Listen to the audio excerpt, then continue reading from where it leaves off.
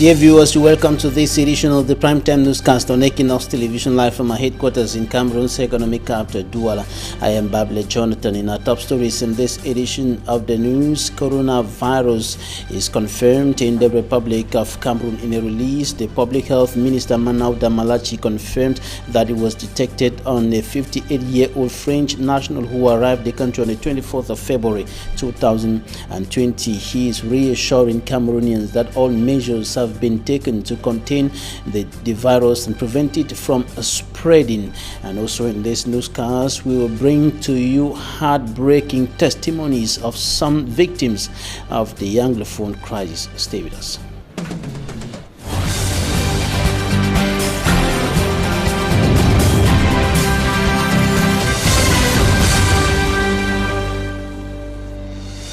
Cameroon's Minister of Public Health, Manauda Malachi, is ensuring the population that all measures are being taken by the government of the Republic of Cameroon to prevent the spread of coronavirus in the country. It has been confirmed, the case had been confirmed in the country, and in a release signed by the Public Health Minister, it is said that the case is a French national, a 58-year-old French national who arrived at the country on the 24th of February 2020. Innocent reports.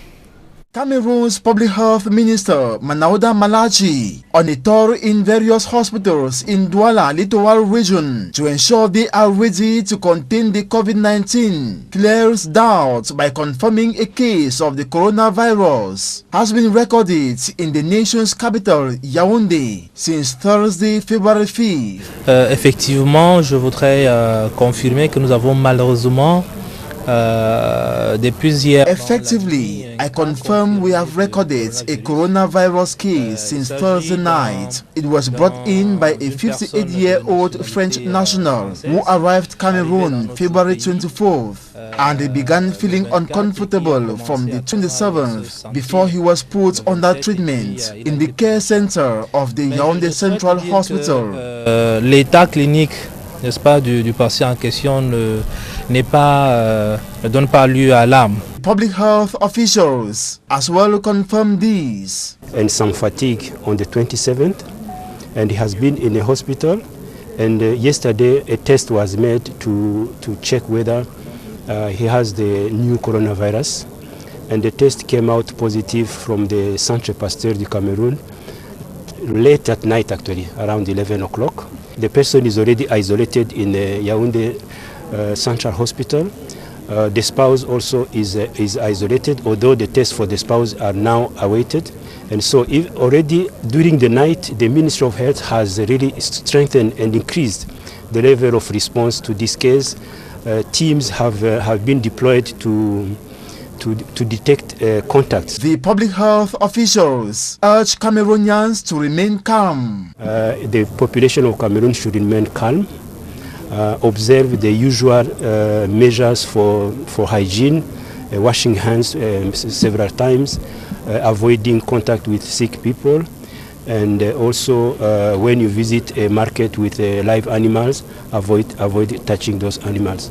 That the health sector is now serious at work in avoiding community spread of this imported virus by tracking those the national came in contact with, and to sensitize the public through press releases and media organizations. The key issue today is really tracking the contact of this person to avoid that from an imported case of coronavirus in Cameroon, we deal with local dissemination or local transmission, or what we call community transmission. That is the most paramount thing happening right now. The second important element is communication. People should know that the system is working to protect them, and people should not rush and say, we absolutely need a mask to protect myself. Mask will not protect us as long as we are not sick. Masks are meant in our condition on people who are sick and health workers. What is imperative for now, according to the public health officials, is for Cameroonians to go about their activities normally while being vigilant and report suspected cases. Stay alert. If anyone has a question regarding the outbreak, you can call 1510, so 1510, to get additional information. It has also been assured the World Health Organization, the United Nations system, and all health partners are ready to assist the government of Cameroon to contain this coronavirus. As cases of coronavirus increase around the world, there has been a flurry of misleading or false news stories emerging as well, and there have been relatively few confirmed cases of the virus in Africa so far, but the authorities in some countries in the continent are still having to deal with misinformation. An old graphic created by the U.S. health authorities about facial hair and respirators has been used correctly or incorrectly to suggest men should shave off their beards to avoid catching the coronavirus, but health officials have said that is not true.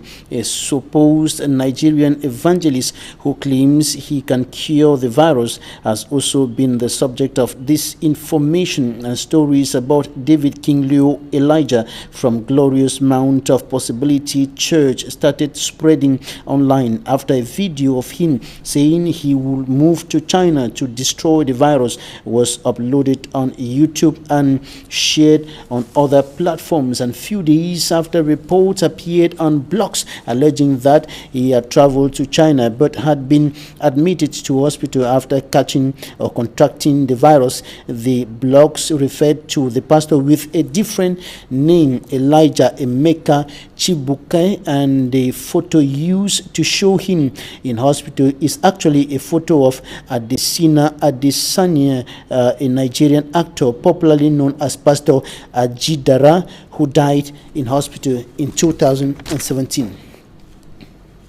I told you in the headlines that we're going to bring to you some heartbreaking testimonies of victims of the Anglophone crisis. We spoke to some women here in the economic capital, Douala, many of them coming from the northwest region of the country, and they narrated heartbreaking stories of how their relatives were killed and their houses burnt down. Take a listen.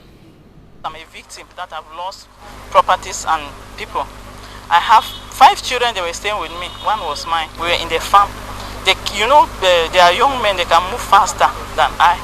While I was behind, along the way, I found them dead. But we didn't know who shot them down. We took and buried. They burnt my house, burnt my sister's house, burnt my farm. I have 1 hectare of pineapple all burnt, 1 hectare cassava burnt, plantain burnt, even my house burnt. There were many things. I have pigs in the fence. Oh, they shot them. So I felt very bad. I don't know where to start life even. I don't know what to do. I'm just confused of where I can start. So this is what happened to me. I don't know, really know. And I'm appealing that if there can be help from anywhere that can support us. Now I'm staying but inside the bush because I have no house.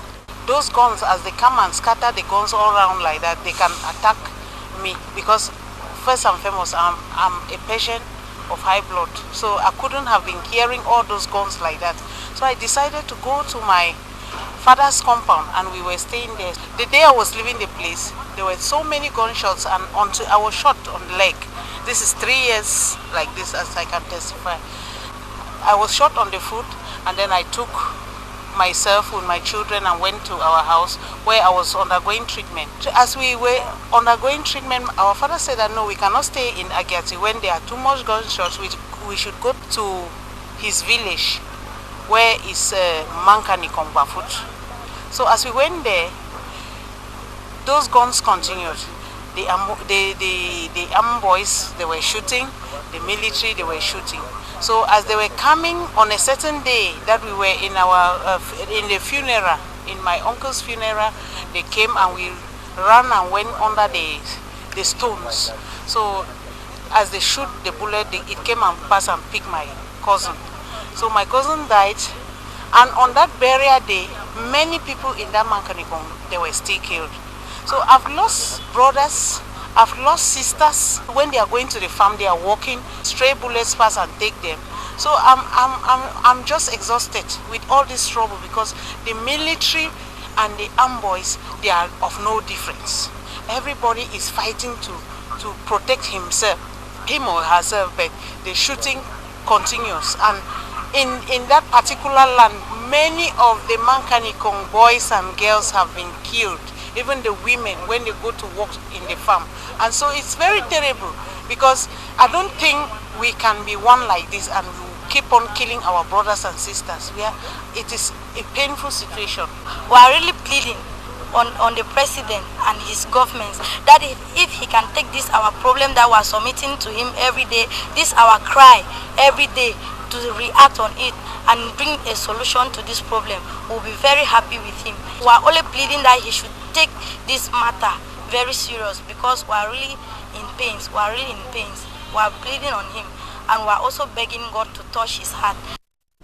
Some victims of the Anglophone crisis narrating their stories, telling us how their relatives were killed and the houses burnt down and other properties destroyed in the heat of the Anglophone crisis. And this is why the mothers of the nation have stood up to say there is no reason to celebrate anything in the country at this point in time, while some women, children and men are being killed in the Anglophone regions of the country, their houses burnt down, many of them forced to displace, to move to other places, and many of them living in the bushes in very horrible conditions. And so they are calling on all women to dress in black, and even the men to dress in black on the 8th of March, on the International Day of the Women. And of course, this is to show solidarity with what is the victims of the Anglophone crisis, and of course to call on the national and international communities to rescue Cameroon and take the country out of troubled waters and put an end to the violence and destruction going on in the Anglophone regions of the country. It's going to be a Black 8th of March 2020 for the mothers of the nation and all women in Cameroon, and they are calling on all other persons to join the train. And we are receiving one of the mothers of the nation, the national coordinator of the Mothers of the Nation movement, Elizabeth Nkwa, from the northwest region of the Republic of Cameroon. Elizabeth, you're welcome. Yes, good evening, Babla. Happy to be here. All right. Can you share with us some of the things that have been happening around you in the northwest region of the country? If I can start, if I have to start from the genesis, we may take another 2 days to go through the news. But most recently, it has been burning of houses and killing of the occupants. So that has been the most rampant violence in the northwest for now, because every day you have a village being burned down, and finally you hear that 12 of the inhabitants were killed and so on. That's what we hear these days. And guns continue talking everywhere. Even today, we're getting news that there was gunshot everywhere, and that's why I was here before this day, since we could not travel through the Friday, as it is declared a mourning day in the northwest. So how are you surviving in the midst of the bullets crisscrossing the towns and villages, the sound of the gun here and there, and the houses being set ablaze and so on? Most of the survivors are in the bushes, especially in the villages. If you come to the Bamenda town and go to the food market or the main market, you believe that there is life in the northwest. But when you get to go to Bali, go to Bambili, go to Babanki, you then start doubting whether people have ever lived in those villages, because they are just like some abandoned abandoned resident for years. It's not looking as if they went out of their places weeks away. The places are deserted. Places are all deserted and places bushy. So you find that most people have gone back into the bushes and they are living there with snakes. They are living there with monkeys. So I doubt the new generation of people we are going to have in the Northwest. And one of the persons who spoke in the extract that we heard some few seconds ago told us that they eating, fruits and some kind of raw foodstuffs in the bush. In fact, that they're living like animals.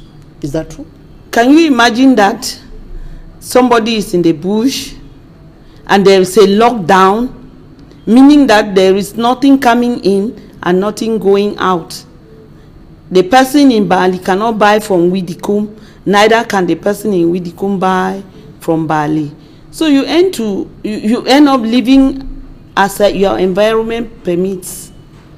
You go for your raw food, raw fruits, and even sometimes raw vegetable, because it is better to just boil without oil and eat. And the women in particular, how do they manage to survive, especially during the menstruation period, and to take care of themselves in those bushes? If you find me in black and leaving Bamenda to come down to Douala, you can imagine what the woman and the child and the children are facing. The women are in bushes. I would say they even give birth to children in the bushes. So I cannot imagine what they use as parts, because I've never been there. But they always tell me that they use what is available.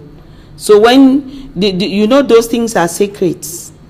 Most women have never known how to tell people that I'm menstruating. So when you start asking somebody about menstruation, it tells you that I'm just using what is available. So I believe that most of what is available for them will be barks of trees and dry leaves of plantains. And that could have very devastating consequences. We had a case of a woman who gave birth in the bush after spending through the 9 months of her pregnancy in the bush, and so she gave birth to a child with lots of complications. The complicated children are many. In Cameroon, before the crisis even, they were not taking birth records. You can hear that there were thousands of people here without birth certificates and so on. So even if you tell the present government that people are giving birth in the bushes, it will not mean a thing, because they have not even been recording the births that were given when the place was fine. And you're dressed in black in today's Black Friday for members of Stand Up for Cameroon, and of course the Mothers of the Nation platform, and even the CPP, the PAP, and other political parties or leaders who are joining the train, including Ali Sajo, for example. And you are urging all women and even the head of state. I heard Barrister Liscom, one of the Mothers of the Nation, urging even the head of state to dress in black on the 8th of March, on the International Women's Day. Why? Because it is really surprising to us as mothers that when they shout that 22 persons, as the government accepted, are dead, there is no day of mourning declared for them. And as far as we can remember, the Women's Day was a day of protest by women. So in our group now, we think that we have to protest. The deaths are too much. And we expect Madame Chantal Biya to join us as a mother. The Mothers of the Nation is not limited to Stand Up for Cameroon. It has gone beyond that. That is why you find Alice, you find Ndoki, yes, Chakunte, all of them joining us. Because now they feel as mothers. They no longer feel for their political parties. We are no longer preaching the political beyond aspirations now. Yeah, we are talking of the deaths in the northwest and southwest. We are tired of corpses on the road. So I don't even think that Cameroon is protecting its citizens health-wise, because to expose corpse is not good. And then when you find that people die and they remain on the road or wherever for days, sometimes they told us not to touch even corpses. But today, we find them, children find them on their way to school. The government has, however, maintained its death toll as far as the Ngarbu massacre is concerned, that only 5 people died, 4 children and 1 woman. An investigation team sent to the field by the head of state is still investigating the incident, and now you are mounting pressure on the Yaoundé administration. What is your target? What is your objective? The government can how far do you intend to go? The government can declare any number. As I earlier told you, they don't have censors. Maybe the government does not even know that you Babila is existing, apart from the fact that you are a journalist registered in Equinoxe. Because if they had censors of their village and know the number of people, they will not even go to investigate. It will show on the data board that these are the number of people who have died. I see that when they attack in the US, in France, they immediately tell you that 2 people were killed. They don't go investigating. What is the investigation all about? To establish what exactly happened there, because there are conflicts of figures and facts on what happened there and so on. So how far do you intend to go with this pressure, with these efforts? When pressure is like pressure is not a marathon. It's a slow race, and it takes the time to grow and grow and grow. So as we will be looking for venues to mount all our non-violent actions as women till this government and all its alliance. Because if you cut a tree, the branches, the roots must come out. So we are like termites. We will make sure that the branch, the roots, everything that concerns this government is taken away. All right. Thank you, Elizabeth Kwa. You are the National Coordinator of Mothers of the Nation and member of Stand Up for Cameroon. Thanks for coming. Thank you, Babila. Hope to see you next in Bali. Thank you. Thank you for coming. Now to the southwest region of the Republic of Cameroon, regardless of the situation prevailing there as far as the socio-political and security crisis is concerned, and the call for a boycott of all activities, official activities, the parade and all other official activities of the International Women's Day. There are some women in the town of Kumba in the Meme division who went on today launching the activities leading up to the International Women's Day on the 8th of March 2020, and they carried out some sporting activities in the streets, notably in the town of Kumba 1, in the Kumba 1 subdivision, and they were accompanied by the divisional officer of the Kumba 1 subdivision and even the senior divisional officer of the Meme division. Now take a listen to the divisional officer of Kumba 1, or rather the mayor of Kumba 1 subdivision, Eseme Moses. By telling you that it is indeed a pride to be a woman. It's only a woman who can tell you how much pride she feels being a woman. We all are alive today because of a woman. And Sunday marks International Women's Day, and the women have decided to come out today to do their campaign as a way of mobilizing the women of the Kumba 1 municipality, Kumba 2 and Kumba 3, so that they turn up on Sunday in their numbers. And I, as the mayor of Kumba 1, being appreciative of what the woman or the women or my mother, a woman has done to me in my life, I said, no, I will not let my women go alone without me. So I decided to be with them. So I've done it. In fact, this thing of Ghost Town of today, as you are talking about, like how it was supposed to be tomorrow, those are all products of propaganda. Okay. That thing is coming from somewhere that you and I cannot attest. And the senior division officer of the Meme division, Tundong Chamberlain, urged the women to call on their children to leave the bushes and come back to the normal life trend so that peace and normalcy can return to the northwest and southwest region of the Republic of Cameroon. Take a listen to Tundong Chamberlain in this extract. We should know that permanently the state will remain available to support your own initiative and to be sure that Pumba continue to be the one we knew and the one we have already expected. Go back and advise your children in the bushes to lay down their gun, because this war has no future. It's time for them to come back home, and the LCO, who is their father, is ready to welcome them. And the new mayor of Tico in the southwest region of the country is already at work. He is now strategizing on how to step up water supply in his municipality. Davidson Maimo reports. Just few days in office after the technical handing over, Mayor-elect Chief Meseso of Tico Council is already matching words with actions. According to the mayor, water was what he promised the people of Mutengene to be his immediate priority after taking office. Water is life. If you concern Mutengene, a Mutengene man will tell you he prefers to sleep in darkness than he should have water.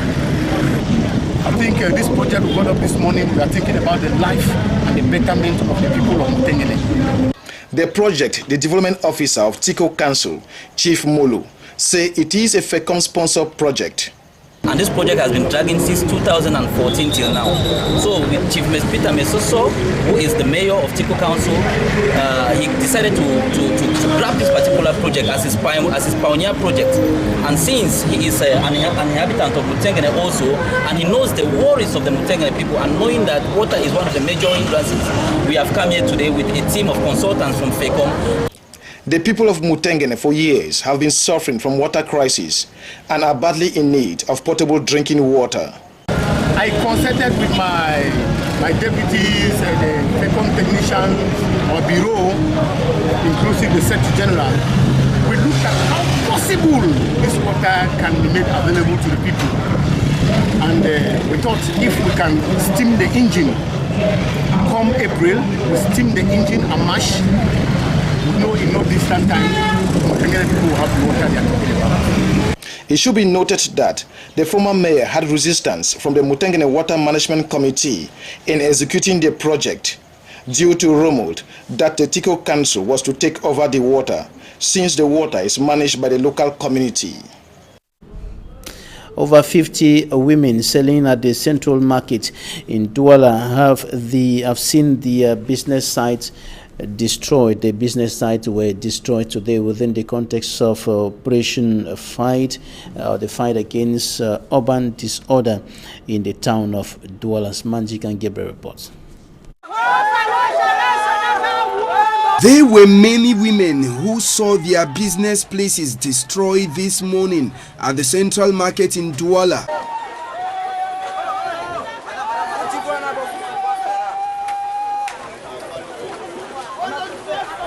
The zone where the demolition exercise was done is an area that breakable and plastic bottles were being sold. If the divisional officer gave orders for our stores to be demolished, we were not given any quick notice. We have been here for over 10 years, and those who have money have decided to make us leave. Even being in a bush, people where they get money pass we, they don't come buy them.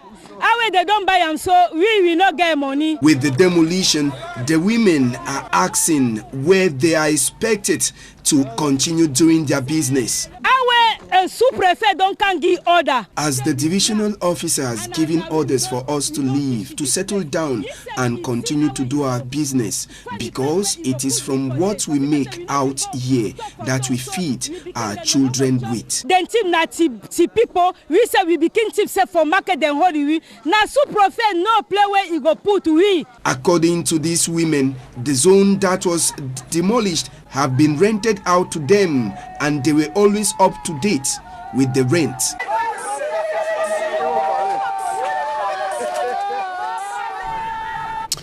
Coming up for me, Armstrong Sander compiles the reactions of some young people in the Republic of Cameroon on the decision of Ivorian President Alassane Dramane Ouattara to step down, or better still, not to stand for re-election in the October 31st election, and of course to hand over power to a younger generation, according to what he said before lawmakers yesterday. The decision of Ivorian President Alassane Dramane Ouattara not to seek re-election at the end of his mandate in October 2020 is pulling a lot of interest. A great number of Cameroonians say Alassane Dramane Ouattara is sending a strong message across the African continent, especially to the Francophone Africa, at a time when most of its leaders have either attempted or succeeded to modify the constitution in order to stay in power. African leaders should follow his example and not be like others who have deceived the people all the time in order to remain in power. It's a good thing he did so for his people. It is better to leave power that way than stay as a dictator. To political analysts like Dr. Louisan Esomba, Alassane Dramane Ouattara through that act demonstrate his respect for the constitution and democratic values.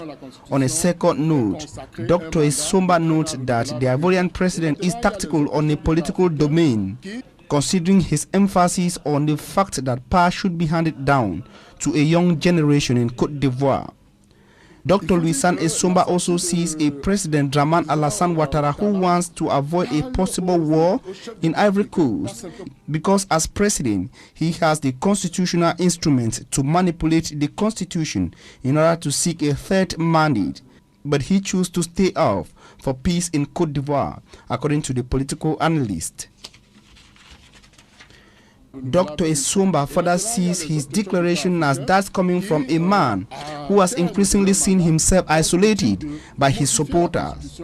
The politician says Alassane Dramane Ouattara recorded 3 major failures, notably his failed eco-currency project, his repression on political opponents like Charles Blé Godé and Laurent Gbagbo, as well as his failure to respect the accord signed with allies like Guillaume Soro.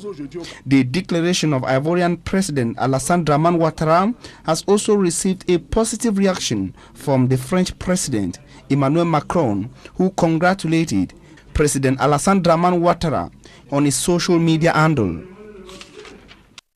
Talking Point is up next.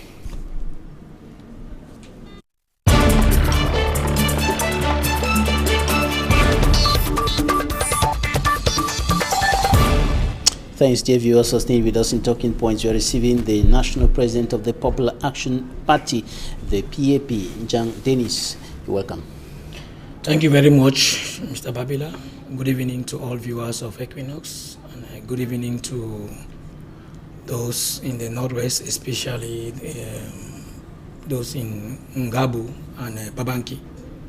What do you think about Alassane Dramane Ouattara's decision not to stand for re-election come October 31st? Well, it is a glaring message that Alassane Dramane Ouattara is sending to the entire African nation, especially when it has to do with French African countries, where many of those leaders do whatever he has to do. They do whatever it takes to maintain themselves in power. I think it is a laudable decision in order to allow your country in a peaceful manner, not to allow your country where you will not leave a chaos between individuals who are vying to get into that position. I think it's just an initiative that needs to be saluted, and it's a strong message. He wants to hand over power to the younger generation. I think, as I am also a young man, I feel that if leaders could be that courageous to respect the Constitution, irrespective of some impressions that other opinion holders have on our Alassane Dramane Ouattara, I think it's not that too late to actually come back to your mindset. I think it's a laudable decision, especially when we know that Ivory Coast has been very, very politically unstable for some time now. From after the death of Houphouët Boigny, it has not been a stable country. I think one of the factors that has led to political instability in many African countries, especially French African countries, is this aspect where leaders want to click themselves to power, to eternity. I think I don't need to go more about Côte d'Ivoire. Côte d'Ivoire has their own challenges. I think let's come back to Cameroon, where an individual has decided to become an ancestor into power without giving such an opportunity for others to prevail. I think the example of Côte d'Ivoire is a strong signal to the president of Cameroon, Mr. Paul Biya. Ouattara is deciding to step down after 10 years in power. Should those leaders who have been in power for close to 4 decades, like President Paul Biya in Cameroon, do same even when the people are calling on him to stand again? The call of the people. One thing is that when you stay long in power, you create a hegemony within that system. You create a system whereby at times you yourself, you can't even manage the system any longer. When you stay much in power, you create a situation where some people feel that they are relegated. You create a situation where individuals feel that the country belongs to them. But just like Teodoro Obiangema, President Paul Biya will say, but the people are calling on me to stand again. No, the call of the people. No, those are signs of dictatorship. You cannot talk about the people. Those are mechanisms used, especially with those leaders whom their accession to power was not even mandated by the people. I think, like for you are giving an example, I don't talk about the man of Côte d'Ivoire, Equatorial Guinea. Equatorial Guinea, they have their own personal challenges. Let's come back to our country, especially in a situation where you don't have the mandate of the people.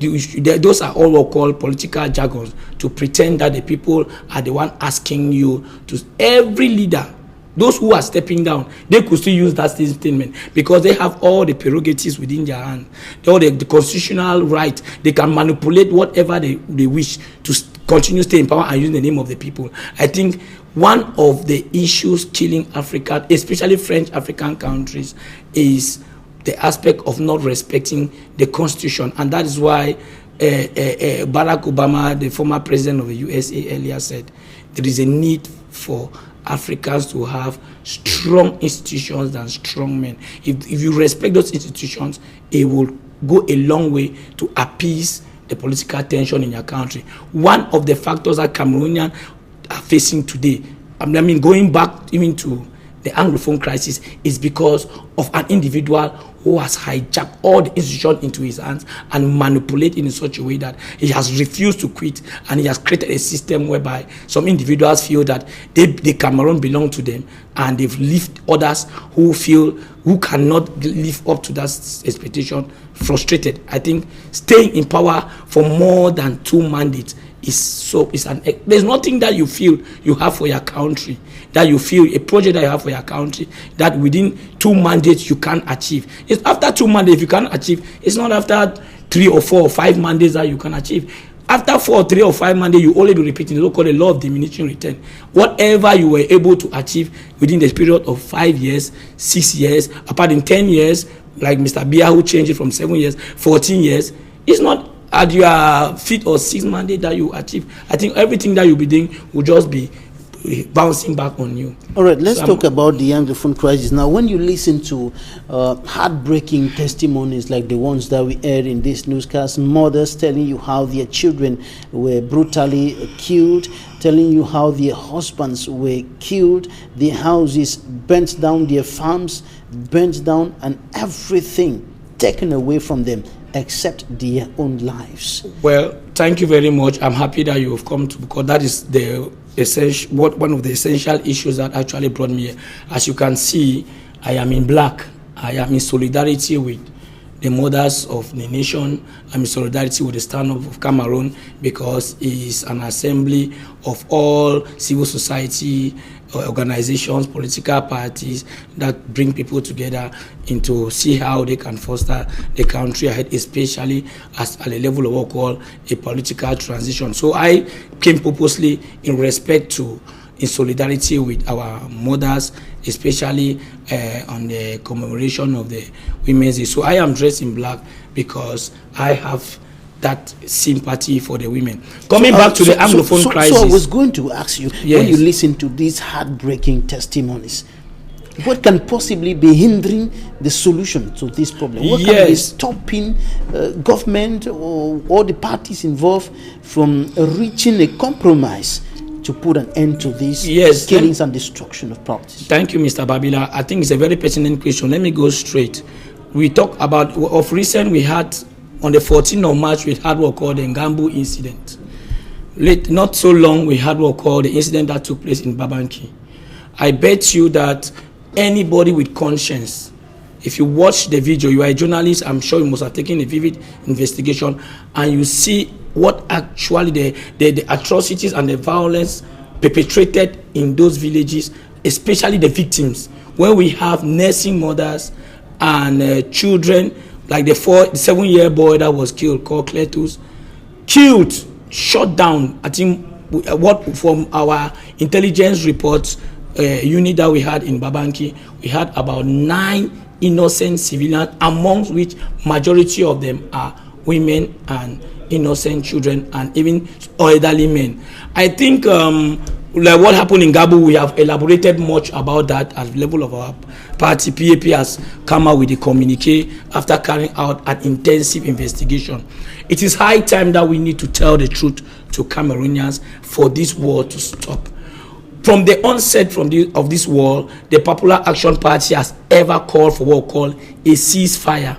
From 2016, when this war intensified, 2017, we called on the BR regime not to do anything that has to do with declaring a war on the English-speaking population. That is because from the onset we knew that this was a political crisis that needed what we call a dialogue to sit on the same table and see how we can reach to enter an agreement.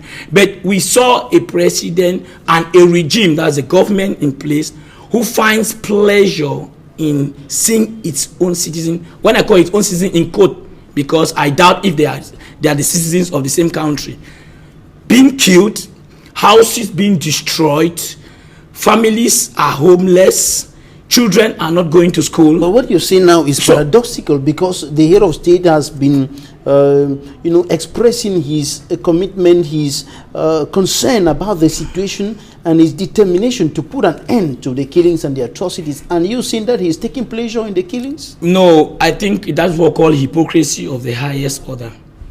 It's like you are pretending. All what the head of state does is to appease the international community. Mr. Babila, I want us to be very clear. I am from the Southwest. I have families in the Southwest. I am connected in the Northwest, especially with families in Babanki. And I want to tell you what is in the terrain.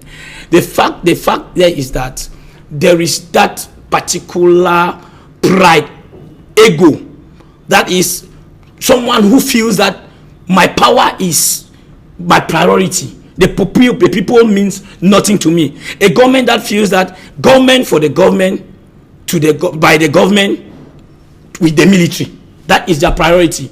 The population means nothing to them, because I don't even see any reason why we should be like attacking the international community of destabilizing Cameroon. You don't destabilize a country that's already been destabilized by the person who is in charge of stabilizing the country.